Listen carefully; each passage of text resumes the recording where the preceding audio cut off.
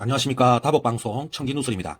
오늘 정말 대단한 또 발견을 했습니다. 여러분, 제가 지금까지 중국 대륙이 조선 땅이었다. 우리나라의 역사는 중원 대륙을 가지고 역사를 이루었다. 이런 얘기를 계속 했습니다. 그에 대한 확실한 증빙 자료를 오늘 보여드리겠습니다.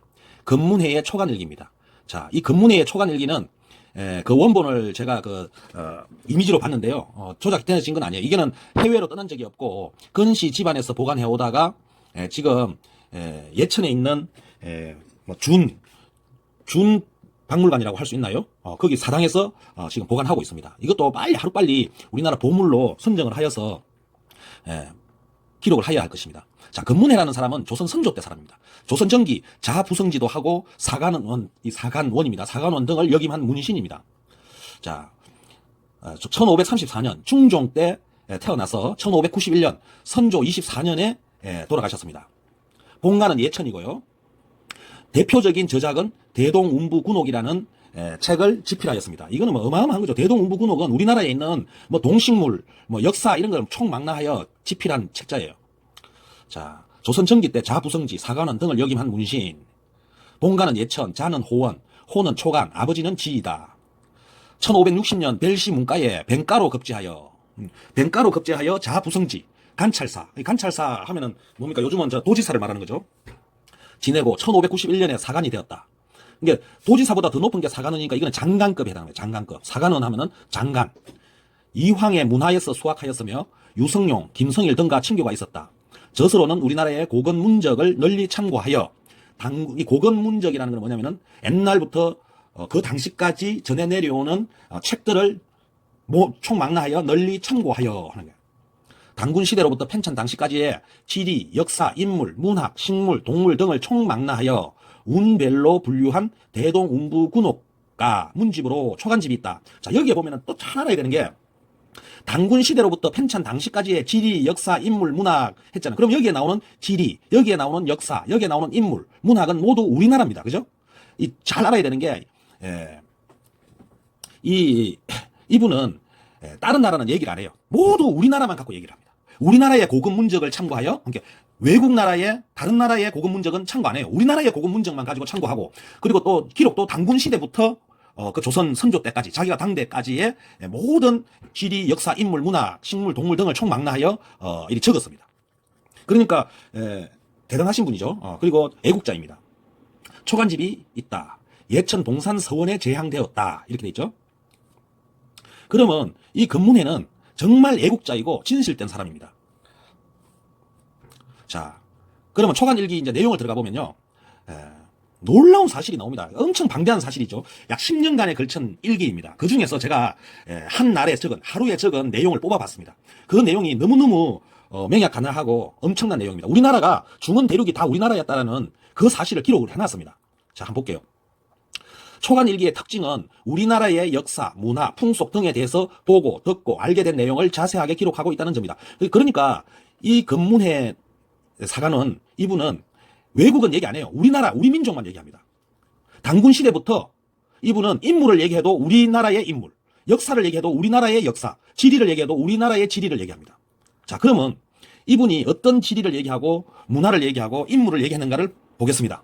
자, 1581년 선조 14년 5월 21일자 일기에 나오는 내용입니다. 자, 충남 부여를 지나다가 하면 이 충남 부여는 우리나라 지리죠. 신을 도와서 백제를 침공했던 하면 백제는 어디입니까? 백제도 우리나라. 중국 당나라 장수 하면 이건 또 누굽니까? 이것도 우리나라. 소정방의 비석을 살펴보았다는 내용이 있다. 중국 당나라 장수 소정방의 비석 하면은 이게 바로 우리나라라는 거예요. 자, 그러면 이게 참 정말 넘어야 할 산이고 이것 때문에 수많은 국민들이 쏟고 있는데 이 중국 하는데 이 중국이라는 거는 오늘날의 중화인민공화국을 얘기하는 게 아닙니다. 오늘날의 중국을 얘기하는 게 아니에요. 이게 중국은 어떻게 얘기해야 됩니까? 지금 지리로 얘기를 하자면은 항하강 있죠. 항하강에서 양자강이 있습니다. 항하강에서 양자강 그 사이에 있는 대륙을 중국이라고 합니다. 거기를 중원이라고 그래요. 중원 대륙. 그 중원 대륙을 중국이라고 합니다. 그 중원 대륙, 중원 대륙에 당나라가 있었던 거예요. 거기에는 뭐 여러 나라가 있었겠죠. 거기에 당나라 장수 소정방의 비석을 살펴보았다는 내용이 있다. 그럼 내용을 직접 들여다 보겠습니다. 출처는 뉴스캐스터입니다. 아침에 비가 내렸다. 식사를 한 후에 소정방 비석을 방문했다. 자, 이 사람 소정방이 우리나라 사람이 아니면은 방문할 필요가 없어요. 지금 이 검문회는 우리나라 역사, 우리나라 인물, 우리나라 지리, 우리나라 문화에 대해서만 기록을 하는 사람입니다. 그럼 소정방을 왜 방문을 했겠습니까? 자, 이 비석은 박 가운데 있는 석탑 부도였다. 아랫단에 비문을 새겨 넣었는데 오랜 세월 동안 비바람에 마모되어서, 왜 그러냐면은 소정방은 통일신라 직전의 인물입니다. 통일신라 직전의 인물이기 때문에 7세기 인물이에요. 7세기라는 건 600년대 사람입니다. 600년대. 그럼 600년대고 지금 이 일기를 쓴 때는 1500년대입니다. 그러면 600년하고 1500년, 900년이라는 세월이 차이가 납니다. 그러니까 이 비석이 900년 된 거예요. 900년 동안, 오랜 세월 동안 비바람에 마모되어서 내용을 제대로 식별할 수가 없다. 그러나 대략 소정방이 백제를 정벌한 사실이 기록되어 있다. 자, 그러면 소정방에 대해서 알아야 될 거 아닙니까? 자, 소정방 592년에 태어나서 667년에 죽었습니다. 당나라의 장군이다. 소열이 본명이지만, 그러면 소열, 이름이 소열인 거예요. 본명은 소열. 그런데 소정방, 성은 소씨고 이름은 열이었어요. 그런데 정방이라고도 불렀던 거예요. 소정방.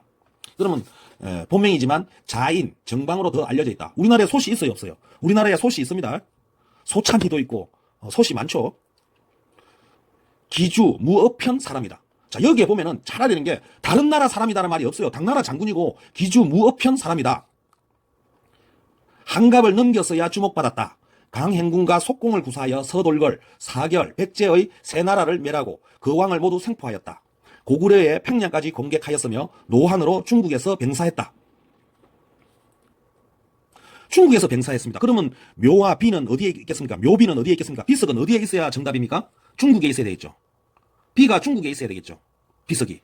정확하게, 그죠? 비석은 중국에 있죠. 그런데 자, 여보세요. 충남 부여를 지나다가, 그럼 충남 부여, 이 1581년 5월 21일에 충남 부여는 어디에 있어야 정답입니까? 충남 부여는 중국에 있어야 정답입니다. 왜? 소정방은 중국에서 죽었습니다. 그러면 비석은 어디에 있어야 됩니까? 중국에 있어야 됩니다. 그런데 충남 부여를 지나다가 중국 당나라 장수 소정방의 비석을 살펴보았다. 그러면 충남 부여는 1581년도에 충남 부여는 어디에 있습니까? 중국에 있습니다. 여러분들이 좋아하는 중국에 있다고요. 이 한반도가 아니라 1581년도에 충남 부여는 중국입니다. 중원 대륙에 있었던 거예요. 중원 대륙에 충남 부여가 있었던 거예요. 그러면 당연히 선조 대왕, 이 선조 임금님은 어디에 계실까요? 예, 바로 중국에 있죠. 중원 대륙에 선조 임금님이 계셨죠. 언제? 1581년 5월 21일 날. 이 검문회는 그럼 어디에 있었을까요? 역시 중국의 충남 부여에 있었던 거예요. 중국의 충남 부여. 이해가십니까?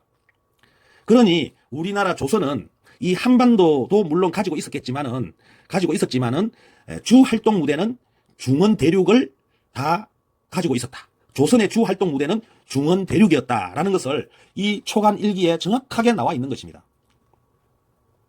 제가 지난번 영상에는 미암 일기도 얘기하였습니다. 미암 일기에서 경기도 인구가 1억만 명이었다고 했습니다. 1500년대.